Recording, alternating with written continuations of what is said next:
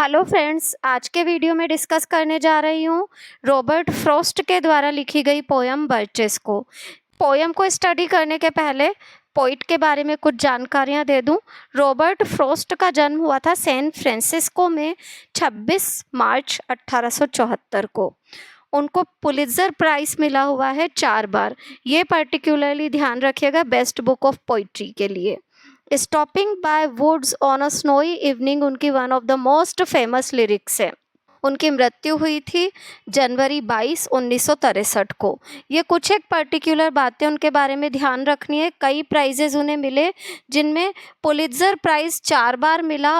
E.A. Robinson और Stephen Vincent Bennett के बाद ओनली पोइट थे जिनको कि 1 से अधिक बार नॉमिनेट किया गया पुलित्जर प्राइज़ के लिए। ये पर्टिकुलरली ध्यान रखिएगा। ये पोयम जो है बर्चेस, इसके अंदर वो एक सिंपल से नेचुरल फिनोमिना को नहीं बता रहे हैं।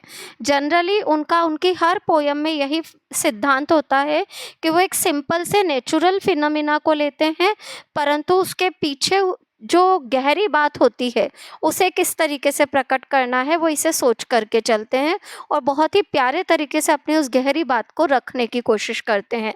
तो जो ये हमारी पोयम है बर्चेस, इसके अंदर भी कुछ ऐसा ही है। वो बर्चेस के पेड़ जो कि एक कर्व में या झुके हुए होते हैं, जिनके डालियां झुकी हुई होती हैं, उन बर्चेस के पेड़ों का वर्णन कर रहे हैं। बोलते हैं समझ में नहीं आता कि ये पेड़ झुक कैसे गए हैं। फिर वो अलग अलग गैसेस लगाते हैं, सोचते हैं शायद बर्फ़ का तूफान आया होगा और इन पेड़ों पर बर्फ़ इतने समय तक टिकी रह गई होगी कि परिणाम ये हुआ कि ये पेड़ झुके हुए रह गए। या फिर वो कहता है कि हो सकता है कोई लड़का इस एरिया में खेलने आता हो रोज़ और उसे और कोई गेम तो, क्योंकि मवेशी चराने के लिए आता था, अकेला होता था, तो उसके पास और कोई खेल तो होगा नहीं खेलने का, तो वो जनरली इन पेड़ों पर झूलता होगा और झूल झूल करके उसने सारे के सारे पेड़ लंगड़े करके खड़े कर दिए हैं। इस तरीके के वो कंपैरिजन देता है। पोयम में एक बहुत प्यारा सा कंपैरिजन है जब पोइट कहता है कि जैसे तो कोई लड़की अपने बालों को नीचे की ओर लटका करके सुखा रही है, सिर झुका करके अपने घुटनों के बल पर बैठी हुई है और अपने बालों को आगे की ओर लटका लिया है सुखाने के लिए। ये कंपैरिजन बहुत प्यारा सा लगता है और एक अजीब सा नेचुरल सा भाव आता है। एक ऐसा कंपैरिजन जो कि हम कभी एक्सपेक्ट भी नहीं कर रहे थे कि कुछ इस तरीके का कंपैरिजन इन पेड़ों का किया जाएगा। आगे पोयम में वो कहते हैं कि बहुत प्यारा डिक्लेरेशन करते हैं that earth is the right place for love. वो कहते हैं कि मैं भी जैसे बचपन में बर्चेस के स्विंगिंग किया करता था, तो मैं वही बर्चेस का स्विंगर बन जाना चाहता हूँ और ऊपर ही ऊपर की शाखा पर पहुँच जाना चाहता हूँ। और ऊपर ही ऊपर की शाखा पर जब मैं पहुँचूँ तो ऐसा नहीं कि भगवान फिर मुझे नीचे ही ना आने दे, बल्कि मैं वापस नीचे आने चाहता हूँ। और फिर वो एक डिक्लेरेशन हमें देते हैं क्यों आना चाहता हूँ वापस से नीचे, because earth is the right place for love. इस तरीके की बात वो हमें बताते हैं। पर्टिकुलरली पोइट ने हमें ये बताने की कोशिश की है, चाहे आप कहीं भी चले जाएं, परंतु जीवन की समस्याओं के बीच में नेचुरल ब्यूटी आपको हमेशा शांति प्रदान करती है और नेचर के अंदर आप एक नए कंसेप्ट को देख सकते हैं, प्रकृति और जीवन को रिलेट करके। इस तरीके की कई चीज़ों को वो हमें इस पोयम के अंदर बताते हैं। तो चलिए पोयम स्टार्ट करते हैं। When I see birches, जब मैं बर्चेस के पेड़ों को देखता हूँ, कैसे देखता हूँ, बेंड झुका हुआ, टू लेफ्ट एंड राइट, या तो दाईं ओर झुका हुआ या बाईं ओर झुका हुआ जब मैं इन पेड़ों को देखता हूँ।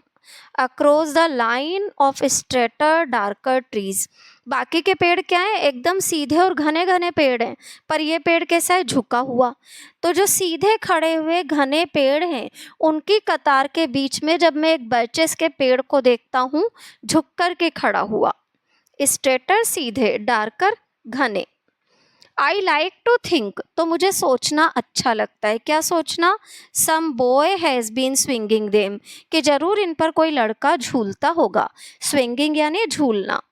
But swinging doesn't bend them down to stay, फिर पोइट खुद ही कहता है पर क्या झूलने से पेड़ हमेशा के लिए ऐसे ही रह जाएंगे क्या? Down, bend them down to stay, हमेशा के लिए झुका करके छोड़ सकता है क्या कोई झूल झूल करके? पोइट हमसे ही सवालिया अंदाज में बात कहता है। इज आइस स्टॉर्म डू, शायद बर्फ का तूफान आया हो। Often you must have seen them, अक्सर कर आप इन पेड़ों को देखते रहे होंगे।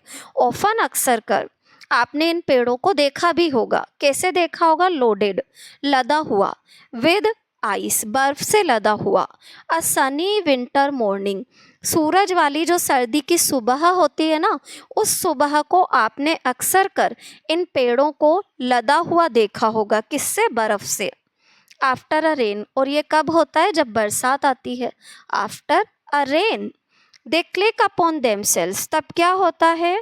इन पेड़ों की जो शाखाएं हैं, दे क्लिक अपॉन, एक दूसरे से टकराती हैं। क्लिक अपॉन देमसेल्स, इन पेड़ों की शाखाएं एक दूसरे से टकराती हैं। एज द ब्रीज राइजेस, कब टकराएंगी? हवा में लहरा करके, जब हवा तेज होगी। एज द ब्रीज राइजेस, जब हवा तेज होती है तो इन पेड़ों की टहनियाँ आपस में ही टकरा करके चलती हैं। एंड टर्न मेनी कलर्ड, और कई रंगों को प्रदर्शित करती है। टर्न मेनी कलर्ड, वही पारदर्शी चीज़ों से एक सतरंगी प्रकाश निकलता है। तो वही चीज़ पोइट रेफर करने की कोशिश कर रहा है कि जब सूरज आ जाता है ना और बर्फ़ जमी हुई होती है इन पेड़ों के ऊपर, तो उसका परिणाम ये होता है कि जब ये पेड़ आपस में हवा चलने पर टकराते हैं तो एक कई रंगों की रोशनी को प्रकट करते हैं। एज दे स्टर, कब? जब वो हिलते हैं। क्रैक्स, तो इन जो बर्फ़ जमी हुई है ना उसमें दरारें आ जाती है। एंड क्रेजेज देयर इनेमल, और अपने रंगत को ये पेड़ प्रदर्शित करते हैं। इनेमल यानी रंग, क्रेजेज यानी आकर्षक तरीका। आकर्षक तरीके से ये पेड़ अपने रंग को प्रस्तुत करते हैं। सून, और फिर क्या होता है? जल्दी ही। द सन्स वार्मथ, सूरज की गर्मी बढ़ती है। वार्मथ यानी गर्मी। Makes them shed crystal shells, और जब सूरज की गर्मी बढ़ती है ना तो इन पेड़ों के ऊपर जो बर्फ का पारदर्शी आवरण आ गया है ना, क्रिस्टल यानी पारदर्शी, शेल्स यानी आवरण, जो बर्फ का पारदर्शी आवरण आ गया है ना उसे झाड़ देते हैं ये पेड़। मेक्स देम, प्रेरित होते हैं ये पेड़ अपने पारदर्शी आवरण को झाड़ने के लिए। कौन सा पारदर्शी आवरण? जो बर्फ इन पर छा गई है वो आवरण। शैटरिंग एंड एवालोंचिंग, और ये बर्फ का आवरण कैसा होता है? कप कपा करके, जैसे तो पहाड़ के पहाड़ गिरे हों। एवालोंचिंग, बर्फ के पहाड़ों का गिरना। बर्फ के पहाड़ गिरे हों ऑन द स्नो क्रस्ट, किसी मिट्टी बर्फ के ढेर पर। स्नो क्रस्ट, बर्फ के ढेर पर से जैसे तो बर्फ के पहाड़ आकर के गिर गए हों, ऐसा लगता है। सच हीप्स ऑफ ब्रोकन ग्लास, फिर एक और कंपैरिजन देता है इस बर्फ का जो कि ऊपर पेड़ों पर से नीचे आकर के गिरी है। हीप्स यानी ढेर, ऑफ ब्रोकन ग्लास, ऐसा लगता है जैसे तो ढेर हो टूटे हुए कांच के टुकड़ों का। सच हीप्स ऑफ ब्रोकन ग्लास, टूटे हुए कांच के टुकड़ों का जैसे तो ये क्या हो? ढेर हो। टू स्वीप अवे, जो कि क्या कर रहा हो? बहे जा रहा हो। यू वुड थिंक, ऐसा लगेगा इस बर्फ को देख करके। You would think the inner dome of heaven had fallen, जैसे तो स्वर्ग के अंदर का कोई गुंबद आ गिरा है। इनर डोम, आंतरिक क्षेत्र का गुंबद या छतरी। कोई इनर डोम आकर के गिर गया है स्वर्ग का, ऐसा लगेगा आपको। दे आर ड्रैगेड, घिसटती हुई जो ये बर्फ होती है ना, टू द विदर्ड ब्रेकन, ये कहाँ तक पहुँच जाती है? सूखे हुए जो ब्रेकन के पत्ते हैं वहाँ तक। विदर्ड, सूखे हुए। बाय द लोड, क्यों? बर्फ के वजन के कारण। जब बर्फ पिघलती है तो वजन के साथ एक साथ सारी की सारी बर्फ और पत्ते खिसकते हुए कहाँ पहुँच जाते हैं? विदर्ड ब्रेकन तक। एंड दे सीम, और ऐसा लगता है ये पेड़, इन पर से बर्फ गिरती रहेगी, नॉट टू ब्रेक, पर ये पेड़ टूटेंगे नहीं, यानी कि इतने मुड़ जाते हैं, इतने घूम जाते हैं ये पेड़, पर फिर भी ऐसा लगता है टूटेंगे नहीं। दो वंस दे आर बोर्ड, हालांकि उन्हें झुका दिया गया है। वंस दे आर बोर्ड, एक बार ये पेड़ झुक चुके हैं। Once they are bowed, so low for long, और लंबे समय तक के लिए इतना नीचे झुका दिया गया है। सो लो फॉर लॉन्ग, इन पेड़ों को इतने लंबे समय तक नीचे की ओर झुका दिया गया है। दे नेवर राइट देमसेल्व्स, कि वो खुद को सीधा तक नहीं कर पाते। राइट यानी सीधा। बर्फ के वजन से इतने लंबे समय तक ये पेड़ झुके हुए रहते हैं। लो फॉर लॉन्ग, इतना नीचे झुके हुए रहते हैं कि खुद को सीधा नहीं कर पाते। You may see their trunks, आप देख सकते हैं इन पेड़ों के तने को, trunks. Arching in the woods, जंगलों में। आर्क यानी कर्व में खड़ा हुआ, मुड़ा हुआ, खड़ा हुआ। आर्क में खड़े हुए इन पेड़ों को आप देख सकते हैं, इन पेड़ों के तने को आप देख सकते हैं। ईयर्स आफ्टरवर्ड्स, इसके बाद भी कई सालों तक।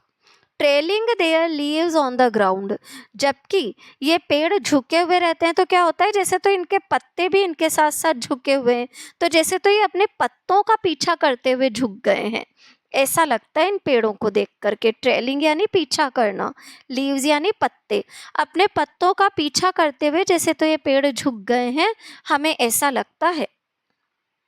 फिर बहुत ही प्यारा सा कंपैरिजन देते हैं, लाइक गर्ल्स, जैसे तो लड़कियां हों, ऑन हैंड्स एंड नीज, जो कि हाथ और घुटनों के बल पर बैठी हुई हैं, that throw their hair before them, और अपने बालों को अपने आगे पटक लिया है। ओवर देयर हेड्स, सिर पर से। टू ड्राई इन द सन, सिर पर से अपने बालों को अपने आगे की ओर लटका लिया है सूरज में सुखाने के लिए। और कैसे बैठी हुई है, जैसे तो घुटने और हाथों के बल पर बैठी हुई है। But I was going to say, ऐसा लगता है इन पेड़ों को देख करके। फिर पोइट कहता है, but I was going to say, मैं आपको कुछ कहना चाहता हूँ। क्या? व्हेन ट्रूथ ब्रोक इन, मैंने जब सच्चाई सामने आई मेरे, ब्रोकन यानी प्रवेश करना, सामने आना, जब सच मेरे सामने आया। With all her matter of fact, और सच कैसे सामने आया? पूरे तथ्य लेकर के सामने आया। जब सच मेरे सामने आया पूरे तथ्यों के साथ। अबाउट द आइस स्टॉर्म, बर्फ के तूफान को लेकर के। I should prefer to have, तो बर्फ के तूफान, उसने दो कंसेप्ट दिए कि या तो बर्फ का तूफान आया होगा और इतने दिनों तक रहा होगा कि पेड़ हमेशा के लिए लटके हुए रह गए, या फिर किसी लड़के ने लटक लटक करके इन्हें झुका दिया होगा। तो फिर पोइट हमसे आगे कहता है कि मुझे लगता है लड़के ने झुकाया होगा। जब मैंने पूरी सच्चाई का आकलन किया ना, व्हेन ट्रूथ ब्रोक इन, जब सच्चाई मेरे सामने आई, और कैसे आई? विद मैटर ऑफ फैक्ट, सारे तथ्यों को लेकर के। तो मैंने क्या जाना कि आइस स्टॉर्म्स तो नहीं है ये, बल्कि कोई लड़का झूला है इन पेड़ों पर। आई शुड प्रिफर, मैं पसंद करूँगा इस बात को, टू हैव सम बॉय, कि किसी लड़के ने बेंड देम, इन्हें झुका दिया है। बेंड यानी झुका देना। इन पेड़ों को किसी लड़के ने झुकाया है, ऐसा मैं पसंद करूँगा सुनना। As he went out and in, जब भी वो यहाँ आता होगा और यहाँ से जाता होगा। वेंट इन एंड आउट, आना जाना। जब भी ये लड़का यहाँ आता जाता होगा, किस लिए? टू फेच द काउज, अपनी गायों को लेकर के। फेच द, गायों को लाने ले जाने के लिए जब भी वो यहाँ आता होगा, यानी कि कोई गडरिया लड़का होगा जो अपनी गायों को इस क्षेत्र में चराने के लिए आता होगा। और जितनी देर उसकी गायें यहाँ पर घूमती होंगी, चरती होंगी, तो उसके पास एकमात्र खेल यहाँ पर क्या रहता होगा? इन पेड़ों पर झूलना। और उसने झूल झूल करके एक एक पेड़ को लटका दिया होगा। As he went out and in, जब वो आता जाता होगा। टू फेच द काउज, गायों को लेकर के। सम बॉय, कोई लड़का। टू फार फ्रॉम टाउन, इतना दूर रहता हो कस्बे से। टू लर्न बेसबॉल, कि जितनी देर उसकी गायें चरे इतनी देर वो बेसबॉल तो सीख नहीं सकता। टू लर्न बेसबॉल, इतनी दूर रहता होगा ये लड़का कस्बे से कि अकेले खेलने का कोई गेम उसके पास नहीं होगा, और बेसबॉल सीखने वो कस्बे में जा नहीं सकता होगा। हुज ओनली प्ले, जिसका एकमात्र खेल, only play. Was what he found himself, ऐसा जो कि वो अकेले खेल सके। ही फाउंड हिमसेल्फ, उसने क्या पाया? इन पेड़ों पर लटकना पाया। समर और विंटर, चाहे मौसम गर्मी का हो और विंटर या सर्दी का हो। एंड कुड प्ले अलोन, जिसे वो अकेला खेल सके, ऐसा खेल उसने ढूंढा होगा। वन बाय वन, और इसीलिए उसने क्या किया होगा? एक एक करके। ही सबड्यूड, उसने हरा दिया होगा, झुका दिया होगा। सबड्यूड हिज फादर्स ट्रीज, उसके पूर्वजों के जमाने से जो पेड़ चले आ रहे थे, उन पेड़ों को उस लड़के ने एक एक करके झूल झूल करके सबको झुका दिया होगा। बाय राइडिंग देम, कैसे झुकाया होगा, उन पर सवारी करके। राइडिंग देम डाउन, उन्हें सवारी करके नीचे झुका दिया होगा। ओवर एंड ओवर अगेन, बार बार उन पर चढ़ा होगा और झुका दिया होगा। Until he took the stiffness, जब तक कि उसने इन पेड़ों की अकड़न, स्टिफनेस कड़कपन, इन पेड़ों की अकड़न, आउट ऑफ देम, इन पेड़ों से बाहर नहीं निकाल दी होगी, तब तक उसने यही किया होगा, stiffness out of them. And not one but hung limp, और एक भी पेड़ नहीं बचा होगा, सारे लटक करके खड़े हो गए होंगे। हंग लिम्प, लंगड़े होकर के खड़े हो जाना। एक भी पेड़ नहीं छोड़ा होगा, बल्कि सारों को लंगड़ा करके उसने खड़ा कर दिया होगा। नॉट वन वाज लेफ्ट, एक भी नहीं बचा होगा। फॉर हिम टू कॉन्क्वर, उसके लिए जीतने के लिए एक भी पेड़ नहीं बचा होगा। ही लर्न ऑल देयर वाज, उसने जो कुछ भी वो यहाँ सीख सकता था, क्योंकि कस्बे में तो जा नहीं सकता, तो अकेला अपनी गायों के चरते वक्त जो कुछ भी वो इस जगह पर सीख सकता था, वो क्या किया होगा, सीखा होगा। टू लर्न, उसने सीखा होगा। About not launching out too soon, launching out हार मानना, उसने इस जगह पर यह सीखा होगा कि आसानी से या जल्दी से हार नहीं मानना चाहिए। लॉन्चिंग आउट टू सून, जल्दी से हार नहीं मानना चाहिए, ये उसने सीखा होगा। And so not carrying the tree away, और यही कारण रहा होगा कि उसने पेड़ को जड़ से नहीं उखाड़ा होगा। Carrying the tree away clear to the ground, clear to the ground, जड़ से उखाड़ करके साफ नहीं किया होगा उसने पेड़ को। He always kept his poise, बल्कि क्या किया होगा, अपना बैलेंस हमेशा बना करके रखा होगा। ऑलवेज कैप्ट हिज पॉइज, उसने हमेशा अपना बैलेंस बना करके रखा होगा। He always kept his poise, उसने हमेशा अपना बैलेंस बना करके रखा होगा। टू द टॉप ब्रांचेस, और ऊपर ही ऊपर की शाखा तक पहुंचा होगा चढ़ करके। टॉप ब्रांचेस, क्लाइंबिंग केयरफुली, बड़ी सावधानी से चढ़ा होगा वो इन पेड़ों पर। क्लाइंबिंग केयरफुली, सावधानी से, वो बड़ी सावधानी से चढ़ा होगा इन पेड़ों पर। विद द सेम पेंस, उसी दर्द को उठा करके, विद द सेम पेंस, इतनी ही तकलीफ उठाई होगी। You use to fill a cup, जितनी तकलीफ उठा करके हम एक कप को भरते हैं। कैसे भरते हैं, अप टू द ब्रिम, किनारे तक। कई बार होता है हम लबालब भर लेते हैं, अप टू द ब्रिम यानी किनारे तक, और फिर अबव द ब्रिम यानी कि लबालब। तो बोल रहा है पोइट कि जिस तरीके से हम तकलीफ उठा करके किसी कप को किनारे तक और फिर किनारे से भी ऊपर तक भरने की कोशिश करते हैं, ठीक उसी प्रकार का बैलेंस मेंटेन करके ये लड़का ऊपर ही ऊपर की शाखा तक चढ़ा होगा।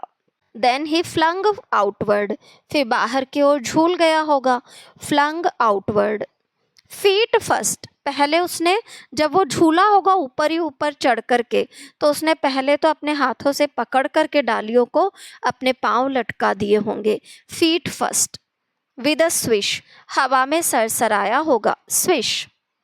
किकिंग हिज वे, और पाँवों से रास्ता बनाया होगा। Kicking his way through the air, हवा को काटते हुए अपना रास्ता बनाया होगा। टू द ग्राउंड, जमीन तक अपने पाँवों से। So I was once myself, फिर बोलता है पोइट, खुद का कंपेयर करता है स्विंगर ऑफ बर्चेस से कि ऐसा ही मैं था। So I was once myself, ऐसा ही मैं था। अ स्विंगर ऑफ बर्चेस, किसी समय में बर्चेस पर झूलने वाला। Swinger of birches. So I dream, और ऐसा ही मैं सपना देखता हूँ। Of going back to be, कि मैं ऐसा ही फिर हो जाऊँ। Going to be, back to be. It's when I am weary of considerations, ऐसा तब हुआ जब मैं चिंताओं से थक जाता हूँ। कब होता है ऐसा कि मैं फिर से स्विंगर ऑफ बर्चेस बनने का सपना देखने लगता हूँ, जबकि मैं जीवन की चिंताओं से थक जाता हूँ। So I was once myself a swinger of birches, किसी समय में मैं भी बर्चेस पर झूलने वाला बच्चा था। So I dream of going back to be, फिर पोइट कहता है और ऐसा ही हो जाने का मैं बार बार सपना देखता हूँ। Going back to be. It's when, और ऐसा कब होता है, I am weary of considerations, जबकि मैं चिंताओं से थक जाता हूँ। वेरी थक जाना, ऑफ कंसिड्रेशंस चिंताएं, जीवन की चिंताओं से जब मैं थक जाता हूँ तब मैं ऐसा सोचता हूँ कि मैं अपनी उस नेचर के क्लोज वाली लाइफ में फिर पहुँच जाऊँ। And life is too much, और ये जीवन मुझे कैसा लगता है, बहुत प्यारा कंपैरिजन है, सिमिली फिगर ऑफ स्पीच है यहाँ।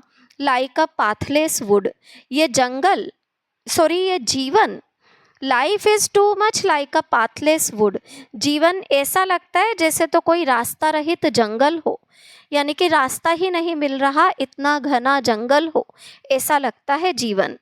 वेहर योर फेस बर्न्स, जहाँ पर कि हमारा चेहरा जलता है, face burns, and tickles with the cobwebs, और इस चेहरे पर आकर के क्या टकराते हैं, टिकल्स यानी होता है गुदगुदाना, गुदगुदाना, चेहरे पर आकर के गुदगुदाते हैं या टकराते हैं क्या, मकड़ी के जाले, कोबवेब्स। ब्रोकन अक्रॉस इट, आकर के चेहरे से टकराते हैं, broken across it. And one I is weeping, एक आंख से हर समय आंसू बहता है, वीपिंग यानी आंसू बहना। कई बार होता है ना, आंख से कुछ टकरा जाता है तो हमारी आंख में से आंसू आने लगता है, तब एक ही आंख में से आता है, दोनों आंखों में से नहीं आता। तो वही चीज़ पोइट बोल रहा है कि ये जीवन जो है ना एक घने जंगल जैसा है जिसमें हमें रास्ता तक नहीं मिल रहा, और इस जीवन की समस्याएं भी ऐसी ही है। फिर वो कहता है कि इस दुनिया में जब हम चलते हैं ना तो तकलीफ़ें उन टहनियों जैसी हैं जो कि एक खुली आंख से आकर के टकरा गई और एक आंख में से तो हर समय आंसू बहता रहता है, यानी कि जीवन में तकलीफ़ें पूरी तरह से कभी भी ख़त्म नहीं होती, परेशानियां पूरी तरह से कभी भी ख़त्म नहीं होती। And one I is weeping, एक आंख से आंसू बहता रहता है। फ्रॉम अ ट्विग, जैसे तो कोई टहनी आकर के, हैविंग लेशेड अक्रॉस इट ओपन, खुली हुई आंख से टकरा गई हो, लेशेड अक्रॉस टकरा जाना, ओपन खुली हुई आंख से आकर के जैसे तो कोई टहनी टकरा गई हो, ऐसा लगता है ये जीवन। I would like to get away from earth a while, फिर पोइट कहता है मैं इस धरती से कुछ समय के लिए, अर्थ अवाइल कुछ समय के लिए, मैं इस धरती से कुछ समय के लिए दूर चला जाना चाहता हूँ। एंड देन कम बैक, और फिर लौट करके मुझे इसी धरती पर आने का मन है। एंड बिगिन ओवर, और नए सिरे से जीवन की शुरुआत भी करनी है। मे नो फेट, अब भाग्य, विलफुली जानबूझ करके, फेट भाग्य, अब भाग्य क्या, जानबूझ करके मिसअंडरस्टूड मी, मुझे गलत ना समझ ले, यानी कि भाग्य मेरी बात को गलत समझ ले कि मुझे ऊपर जाना है, ऊपर ही ऊपर की शाखा को छूना है और धरती पर वापस नहीं आना है, ऐसा ना सोच ले, गलत ना समझे। आधी इच्छा पूरी कर दे कि ऊपर तक तो पहुंचा दे और वापस आना चाहूँ तो आने ना दे, ऐसा भाग्य मेरे साथ ना करे जानबूझ करके, यानी कि भाग्य मेरी इच्छा को पूरा करे, पूरी तरह से मेरी इच्छा को पूरा करे, अधूरा पूरा ना करे। देखिए क्या कह रहा है, मे नॉट फेट, ऐसा ना हो, कहीं ऐसा ना हो कि भाग्य जानबूझकर मुझे गलत समझ ले, wilfully misunderstand me. And half grant, और आधी इच्छा पूरी करे या आधी प्रदान करे, वाट आई विश, जो इच्छा में रख रहा हूँ कि ऊपर जाऊँ और फिर नीचे भी आ जाऊँ, तो मेरी इच्छा पूरी आधी ही करे, कैसे ऊपर पहुँचा दे, नीचे ना आने दे। एंड स्नैच मी अवे, लेकर के चला जाए भाग्य मुझे, snatch me away, not to return, लौटने ही ना दे धरती पर, not to return. Earth is the right place for love, फिर पोइट हमसे कहता है ये धरती सर्वोत्तम स्थान है प्रेम के लिए। आई डोंट नो, मैं नहीं जानता, where it is likely to go better, कि अगर धरती को छोड़ करके और कहीं जाना है तो इससे अच्छी जगह कौन सी है, बेटर यानी इससे अच्छी, गो जाने के लिए, धरती से अच्छी कौन सी जगह है धरती से दूर जाने के लिए, मैं नहीं जानता। I would like to go, मुझे तो अच्छा लगेगा, by climbing a birch tree, birch के पेड़ की शाखाओं पर चढ़ना, by climbing a birch tree. And climb black branches, मैं क्या करूं, उन काली काली शाखाओं पर चढ़ूं, अप ऊपर की ओर। अ स्नो वाइट ट्रंक, जो बर्च के पेड़ का स्नो वाइट ट्रंक है ना, बर्फ जैसा सफ़ेद तना, स्नो वाइट ट्रंक। बर्फ़ जैसा जो सफ़ेद तना है बर्च के पेड़ का, उसको मैं ऊपर ही ऊपर चढ़ूँ और कहाँ पहुँच जाऊँ? टुवर्ड हेवन, स्वर्ग तक पहुँच जाऊँ, toward heaven. Till the tree could bear no more, तब तक चढ़ता चला जाऊं जब तक कि ये पेड़ मुझे सहन करना बंद ना कर दे। बियर नो मोर, सहन न कर पाए। जब तक कि ये पेड़ मुझे सहन न कर पाए तब तक मैं इस पेड़ की शाखाओं पर चढ़ता चला जाऊं। बट डिप्ड इट्स टॉप, फिर उसके बाद क्या हो? ये पेड़ अपने तने को नीचे झुका दे, ऊपरी हिस्से को नीचे झुका दे। टॉप यानी ऊपरी हिस्सा जहाँ पर पोइट चढ़ चुका है, डिप्ड यानी नीचे की ओर झुका देना। जब वो सहन ना कर पाए तो क्या हो? अपनी ऊपरी हिस्से को नीचे की ओर झुका दे। एंड सेट मी डाउन, और मुझे नीचे उतार दे, अगेन, फिर से। दैट वुड बी गुड, अच्छा लगेगा तब। Both going and coming back, आना और जाना दोनों, coming and going back. One could do worse than be a swinger of birches, अच्छा है कि व्यक्ति स्विंगर ऑफ बर्चेस बन जाए, क्योंकि अगर ऐसा नहीं होगा तो पता नहीं कितना बुरा कर लेगा। वो कहते हैं ना, खाली दिमाग शैतान का घर, तो उसी और पोइट इंडिकेट कर रहा है कि इट इज़ बेटर कि we go in the lap of nature when we are free, क्योंकि जब हम स्वतंत्र हों तब प्रकृति के करीब जाना ज़्यादा अच्छा है, बजाय इसके कि हम प्रकृति से दूरी बना करके क्या करें? कुछ गलत कार्यों में लिप्त हो जाएं। यहाँ पर पोइट पोयम को कंप्लीट करता है और साथ ही साथ में पोयम के अंदर एक बहुत अच्छा मैसेज दे करके जाता है कि एक तो nature is the best friend and earth is the right place for love. यहाँ पर मेरे एक्सप्लेनेशन भी कंप्लीट होते हैं पोयम के। फिर भी कोई भी कन्फ्यूज़न है तो प्लीज़ कमेंट बॉक्स में कमेंट डालिए। पोयम का मेरा एक्सप्लेनेशन लाइन बाय लाइन अच्छा लगा हो तो प्लीज़ वीडियो को और वीडियो को लाइक करें और चैनल को लाइक, सब्सक्राइब और शेयर ज़रूर करें। Thank you everyone.